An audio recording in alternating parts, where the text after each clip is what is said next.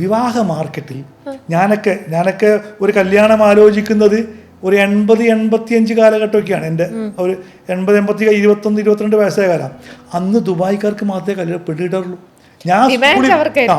ഞാൻ സ്കൂളിൽ പഠിക്കുമ്പോൾ നമ്മൾ പ്രണയമൊന്നും ഇല്ലെങ്കിലും മിക്സഡ് ക്ലാസ്സാണ്.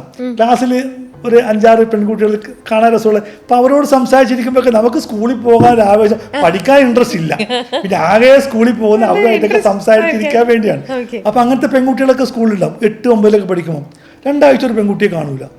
അപ്പോൾ എന്ത് പറ്റി വെക്കും, അവളൊരാൾ കല്യാണം കഴിച്ചു കൊണ്ടുപോയി. പിന്നെ റോഡിലേക്കൂടെ പോകുമ്പോൾ കാറിൽ പോകുന്നതാണ് ഗൾഫുകാരനായിട്ട്. ഈ കാണാൻ കൊള്ളാവുന്ന പെൺകുട്ടികളെ മുഴുവൻ ദുബായ്ക്കാരൻ കല്യാണം കഴിച്ചു കൊണ്ടുപോകും. അപ്പോൾ അന്ന് ഞങ്ങൾക്ക് ദുബായ്ക്കാരെ ഭയങ്കര ദേഷ്യമാണ്. കൈ കിട്ടിയ കൊല്ലാൻ തോന്നും. കാരണം അന്നത്തെ കാലം ഇപ്പം ശരിക്കും 18 വയസ്സാണ് ആ നിയമമൊക്കെ അപ്പോഴും ഉണ്ടെങ്കിലും അന്നൊക്കെ എനിക്ക് തോന്നുന്നു 16-17 വയസ്സിൽ ഇപ്പം കുറേ പേരൊക്കെ തോറ്റ് ഈ കാണാൻ അധികവും പഠിക്കുന്ന കുട്ടികളൊന്നും ആയിരിക്കില്ല. ചിലപ്പോൾ 8ാം ക്ലാസ് 9ാം ക്ലാസ് എത്തുമ്പോഴത്തേക്ക് തന്നെ 17-18 വയസ്സൊക്കെ ആയിട്ടുണ്ടാവും. അപ്പം അങ്ങനത്തെ കുട്ടികളെ കംപ്ലീറ്റ് അവസാനം 10ാം ക്ലാസ് പരീക്ഷയിൽ എത്തുമ്പോൾ കാണാൻ കൊള്ളാവുന്ന ഒറ്റ പെൺകുട്ടികൾ ക്ലാസ്സിലുണ്ടാവില്ല. എക്കത്തിന് ദുബായ്ക്കാരൻ കല്യാണം കഴിച്ചുകൊണ്ടിരിക്കും.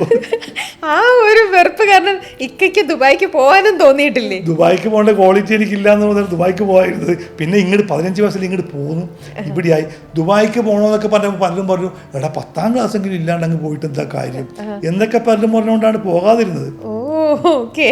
പക്ഷെ അന്ന് ദുബായ്ക്കാരനാവാൻ ആഗ്രഹിച്ചിരുന്നു. ഞാൻ പറഞ്ഞില്ലേ, പല കല്യാണം വന്നപ്പോൾ വേണ്ട, ഞങ്ങൾ ദുബായ്ക്കാരനെ എന്നൊക്കെ പറയാറുണ്ട്.